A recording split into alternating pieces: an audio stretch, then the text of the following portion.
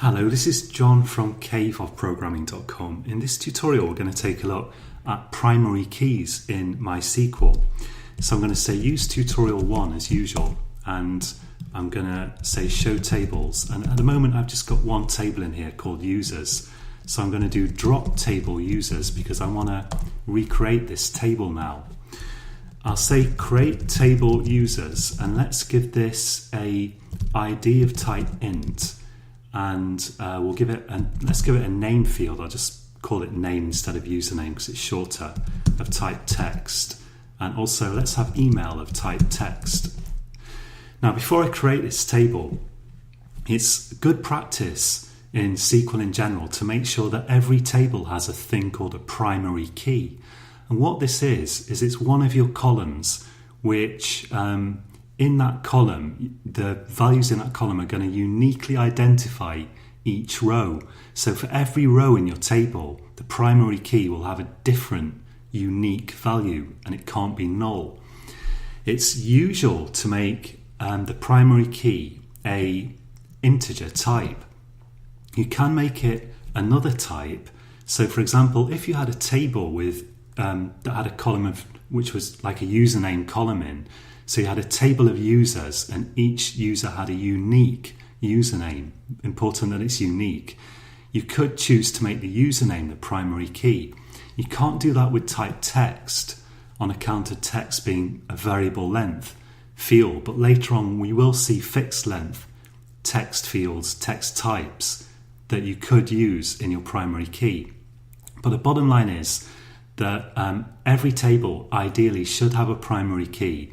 And ideally that should be of an integer type because that will give you the fastest results with your queries. But it is possible to use text types, as we'll see later on. So I'm going to make this ID column here, which is an integer type, my primary key. So that's going to contain a value that's going to be unique for every row in the database. Let's say primary key after int here. So I'll run this now, and then if we do a desc users, we can look at the type of this table. So we see that the ID field can't be null, and that's because primary keys can't be null in general.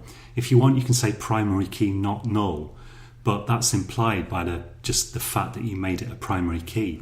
And we see here that it is the primary key. You see that the type is in brackets 11. The 11 doesn't actually refer to the number of digits you can store in there or anything. It's purely a relatively unimportant display feature, which means that if you have an integer in there that's smaller than 11 digits, MySQL in some circumstances, depending on how you do the query, what you do the query with, will left pad the integer with spaces. I think usually left pad it, but that's not really important. So this brackets 11 is not so important. It just sometimes under some circumstances it will affect whether small integers get displayed in a field that has 11 spaces in it or not, but it won't truncate your integers or anything like that. It doesn't affect how many digits you can store in there. I think for an int in any case, a normal int, you can get 10 digits in there, but if you Google for MySQL numeric types, you'll find more information on that. Okay, so let's see what we can do with the primary key. Let's say insert into users ID, name and email values, and we'll put 0 in for the ID, and we'll have a name, let's say Bob, and an email Bob at, I'll just type some nonsense in there. I don't know whether this site actually exists, but we'll add that in. So I'll go ahead and execute that, and it's executed fine. Now we could happily insert other stuff in there.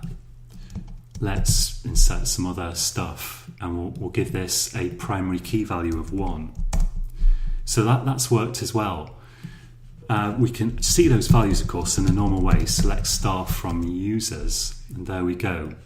But now let's try to do some things that won't work. So if we go and let's bring back this query. If, for example, we try to insert some data with a primary key that already exists in there, that won't work. So if we execute this, it won't execute because you can't have duplicate values in the primary key column.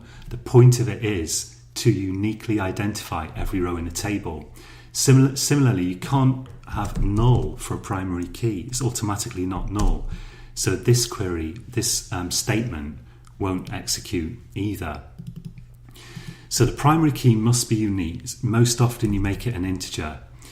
And sometimes I see users doing stuff, beginners with MySQL, I see them doing things like they'll take the value of another key, let's say they had a username Bob, and then they'll append something to that username, which is already in the database, to make it unique, like an underscore and some digits.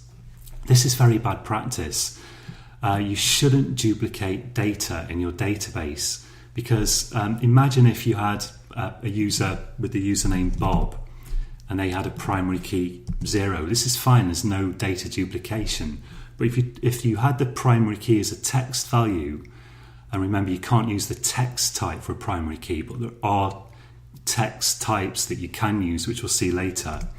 So if it was a text type, you might think, okay, I'll do this, Bob underscore, like this. That's not a good idea because now you're duplicating some data. It takes up unnecessary space. And what if you want to rename Bob? What if Bob changes his name? Then you've got to rename it both here and here, which is even more difficult.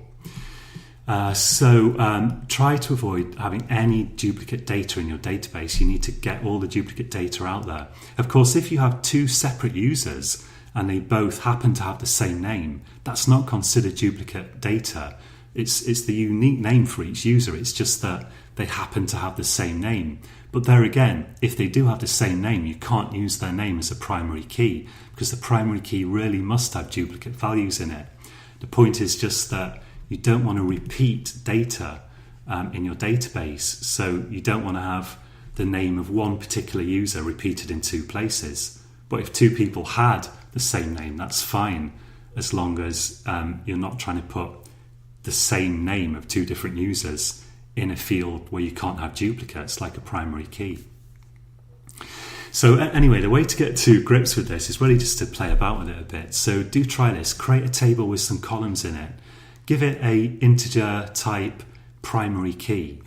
Insert some data in there and then check that you can't insert duplicate values for the primary key. And check that you can't insert null values for the primary key. Because even if this does seem complicated to you at first, just by typing this stuff out, it will start to remain in your head and it will start to become understandable, even if you get to a point either now or later with this course where you're struggling. Typing this out and actually seeing it work is really the key to understanding that. Okay, so until next time, happy coding.